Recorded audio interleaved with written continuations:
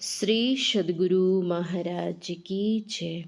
संत शाही ज्ञान प्रकाश से महर्षि शाही स्वामी जी महाराज का प्रवचन। सबसे बड़े हैं संत।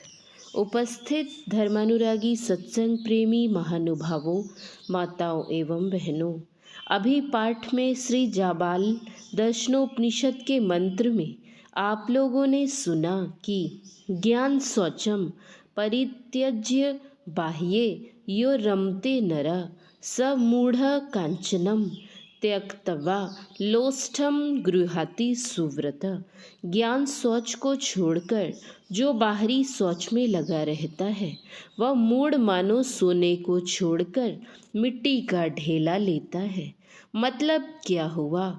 मतलब यह कि हर एक को ज्ञान चाहिए, चाहे नर हो या नारी। ज्ञानेन हीना पशु भी समाना। ज्ञान नहीं है तो मनुष्य ही है तो क्या है? पशु और आप में कोई अंतर नहीं है। पशु में कौन सा ज्ञान नहीं है? इंद्रिय संबंधी जो ज्ञान है इतर प्राणी को भी है। बहुत से प्राणी हैं जिनकी इंद्रियां हम आपसे ज़्यादा प्रबल हैं। साधारण से साधारण पक्षी हम आपसे 8 गुना अधिक देखता है, बाज 10 गुना अधिक देखता है। और गिद्ध के बारे में कहा गया है कि गिद्ध ही दृष्टि अपार। गिद्ध कितना देखता है उसका कोई ठिकाना ही नहीं। बहुत से प्राणी ऐसे हैं जो अंधेरी रात में भी सुगमता से देख लेते हैं। थोड़ा सा गुड़ रख दीजिए, देखिए कहाँ से मक्खी आ जाती है, कहाँ से चींटी आ जाती है। उनकी घ्राण शक्ति कितनी तेज है। इस ज्ञान से मतलब नहीं है। हमारी आँख देखती है, कान सुनता है और इंद्रियां ज्ञान करती हैं। कैसे? जिस शक्ति से हम आपकी इंद्रियां ज्ञान करती हैं उसका ज्ञान दरअसल ज्ञान है। हम आपकी इंद्रियां जो ज्ञान करती हैं जीवात्मा की शक्ति से ज्ञान करती हैं। जीवात्मा जब शरीर से निकल जाता है, आँख कहाँ देखती है, कान कहाँ सुनता है, किसी इंद्रिय को ज्ञान कहाँ होता है? सारा ज्ञान जीवात्मा को ही होता है। जिस शक्ति से इंद्रियां ज्ञान करती हैं उस जीवात्मा का ज्ञान दरअसल ज्ञान है। जीवात्मा का ज्ञान होना चाहिए। जीवात्मा का ज्ञान जिसको होता है उसको परमात्मा का ज्ञान होता है। ज्ञान ही सुखदाई होता है। आज संसार में ही देखिए, संसार के ज्ञान में जो जितना बड़ा है उतना ही वह संसार का लाभ, संसार का सुख ले रहा है। जीवात्मा परमात्मा का ज्ञान अंतिम ज्ञान है। इस ज्ञान में अंतिम सुख होता है। यह ज्ञान कहाँ मिलेगा? कठोपनिषद में आया है, उत्तिष्ठत् जाग्रत प्राप्य वराणि बोधत क्षुरस्य धारा निशिता दुर्त्यया दुर्गम पथकस्त कव्यो वदंती। अरे अविद्याग्रस्त लोगों, उठो, अज्ञान निद्रा से जागो और श्रेष्ठ पुरुषों के समीप जाकर ज्ञान प्राप्त करो। कहते हैं उठो तब जागो। संसार में देखते हैं, जगते हैं तब उठते हैं। यहाँ तो कहते हैं उठो तब जागो, उठोगे तब जागोगे। जीव का वासा जागृत अवस्था में नेत्र में, स्वप्न में कंठ में, गहरी नींद में हृदय में होता है। गहरी नींद में कहाँ थे? उससे ऊपर उठे तो स्वप्नावस्था में आए, उससे भी ऊपर उठे तो जागृत अवस्था में आए। इस अवस्था से भी ऊपर उठने पर तुरीय अवस्था में पहुँचे। इस अवस्था में पूरा जागना हुआ। इस जागने पर का ज्ञान कब होगा? कहते हैं श्रेष्ठ पुरुषों के समीप जाकर ज्ञान प्राप्त करो। श्रेष्ठ पुरुषों के समीप जाना पड़ेगा, उनसे युक्ति जाननी पड़ेगी कि हम कैसे जानेंगे वह श्रेष्ठ पुरुष कौन है। जो जाति में बढ़े हुए हैं, जो संपत्ति में बढ़े हुए हैं, जो भौतिक विद्या में बढ़े हुए हैं, इनमें से एक भी श्रेष्ठ पुरुष नहीं है। तब पलटू साहब के वचन में है, बड़ा होए तह पूजिए, संतन किया विचार, संतन किया विचार, ज्ञान का दीपक लिन्हा। ज्ञान का दीपक किसको कहते हैं? दीपक अर्थात प्रकाश। प्रकाश में ही ज्ञान होता है। अभी देखिए सूरज का प्रकाश है, तो इस प्रकाश में हम लोग ज्ञान कर रहे हैं। जब सूरज का प्रकाश नहीं होगा तो हम लोग बिजली जलाएंगे, पेट्रोमैक्स जलाएंगे, लालटेन जलाएंगे या मोमबत्ती ही जलाएंगे। अगर ऐसा नहीं करेंगे तो अंधकार में आप कहाँ, किस गड्ढे में गिरेंगे, किस चट्टान से टकराएंगे, क्या ठिकाना। तो प्रकाश में ही ज्ञान होता है। कहते हैं वह प्रकाश प्राप्त करो जिसमें ज्ञान होता है, जिसमें कि मैं क्या हूँ यह ज्ञान होता है। ज्ञान का दीपक जब मिल जाएगा तो 33 करोड़ देवताओं का जो वर्णन आया है सबकी पहचान कर लेंगे। सबकी पहचान करके यह भी समझ जाएंगे कि कौन किस स्तर पर है। देवता 33 कोट नजर में, सबको चिन्हा, सबका खंडन किया, खोजी के तीनी निकारा, तीनों में दुई सही, मुक्ति का एक द्वारा। वह एक कौन है? वह हरि को लिया निकाल, वह है परमात्मा। हरि को लिया निकारी, बहुर 3 मंत्र विचारा, हरि है गुण के बीच, संत है गुण से न्यारा। पलटू प्रथम संत जन, दूजे है करतार, बड़ा होए तेहि पूजिए, संतन किया विचार। साध महात्म बड़ा है, जैसो हरि यश होए। साधु का जो महात्म्य है, जो महिमा है, वह बड़ी है। जैसे परमात्मा ईश्वर के बारे में कहते हैं, जैसो हरि यश होए, ताही को गरहन कीजय। इसमें गुण है, ईश्वरत्व गुण है, परमात्मीय गुण है। तन मन धन सब वारी, चरण पर टेक रे दीजय। नाम से उत्पत्ति राम, संत अनाम समाने। जितने अवतार हैं आपने देखा होगा ओम लिखा हुआ है और उसमें चित्र बना है राम और सीता का। ओम लिखा हुआ है और चित्र बना है कृष्ण और राधा का। ओम लिखा हुआ है और उसमें चित्र बना है शिव और पार्वती का। मतलब क्या? ओम एक शब्द है, वह वही शब्द है जो परमात्मा से उत्पन्न हुआ है। उसी शब्द से सभी की उत्पत्ति हुई है। संत अनाम में समाये होते हैं।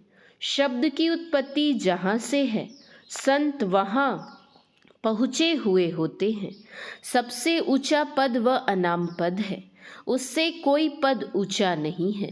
संत बोलते ब्रह्म, चरण के पिए पखारन। परमात्मा का कोई सगुण रूप है तो वह संतों का ही रूप है। भगवान शंकर ने काकभुशुंडी से कहा था, अब जनी करे ही विप्र अपमाना, जाने हूँ संत अनंत समाना। और भगवान राम ने तो कहा, मोते संत अधिक करी लेखा, संत को हमसे विशेष करके जानो। ऐसे ही किसी ने कह दिया, ठगने के लिए कह दिया, सो नहीं है, बिल्कुल यथार्थ बात है। संत कबीर साहब के वचन में है, परम पुरुष की आरसी साधुन की ही देह, लखा जो चाहे अलख को इन्हीं में लखी लेह। आईना होता है जिसमें लोग मुंह देखते हैं। आईना जब सामने आ जाता है तो उसमें अपना चेहरा दिखाई देता है। अभी हमें अपना चेहरा दिखाई नहीं दे रहा है, दूसरे का अर्थात सामने वाले का चेहरा देख लेते हैं, लेकिन अपना चेहरा नहीं देख पाते। अपना चेहरा तब देखेंगे जब आईना सामने आ जाएगा। संत आईना है, उनके सामने अगर आप चले जाइए तो आपका अपना चेहरा दिखलाई पड़ेगा। अभी आप जो कहते हैं कि हमसे बढ़िया कौन है, हमसे उत्तम पुरुष कौन है, हमसे धर्मात्मा कौन है, वही संत रूपी आईने के सामने आप चले जाते हैं तो आप स्वयं कहने लगते हैं कि हमसे बड़ा पापी कौन है, हमसे बड़ा अधर्मी कोई नहीं है, हमसे बड़ा नीच कोई नहीं है। आपको कोई दूसरा ऐसा कहना नहीं चाहता है।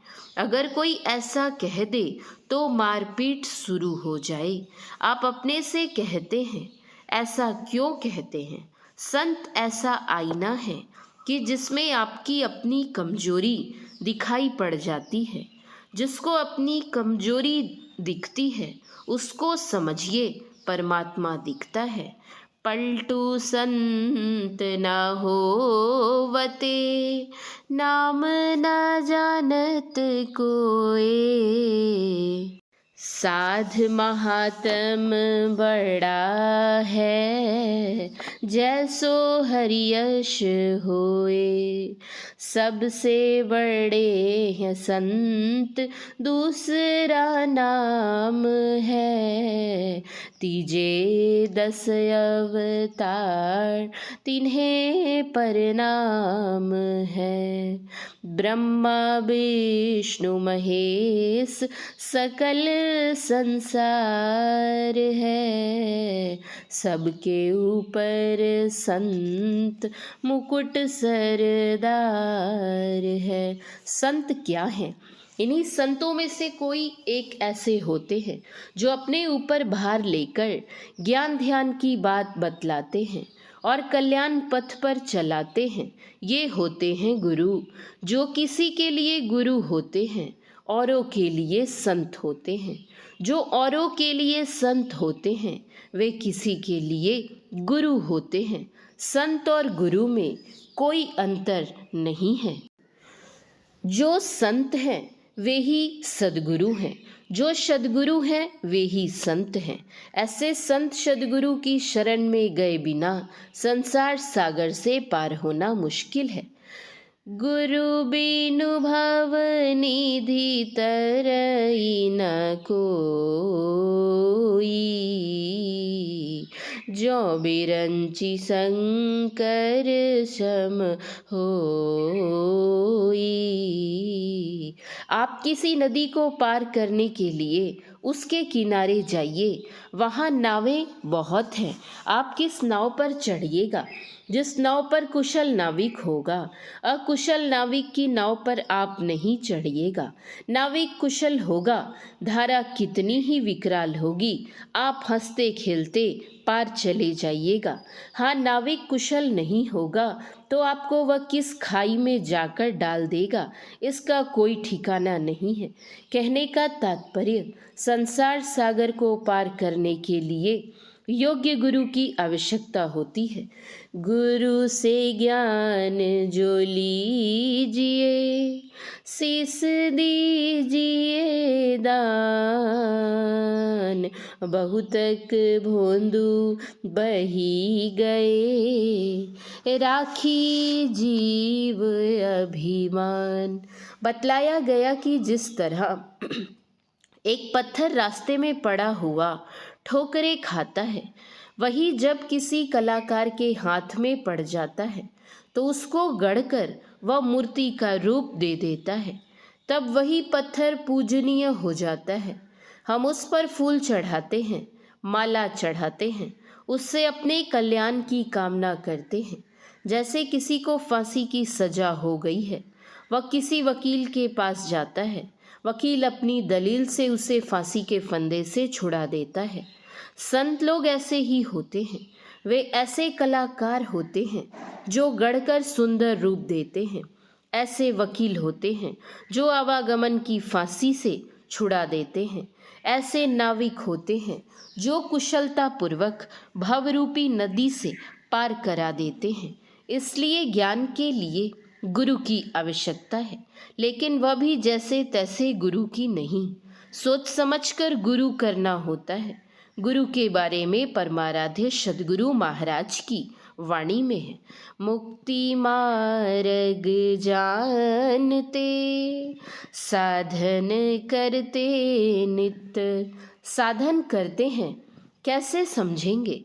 साधन करते नित्य सतचित जग में रहते, दिन दिन अधिक विराग प्रेम सत्संग सो करते।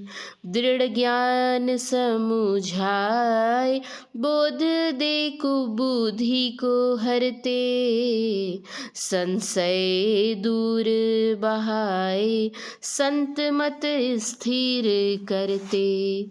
में ही ये गुण धर जोई गुरु सोई सतचित।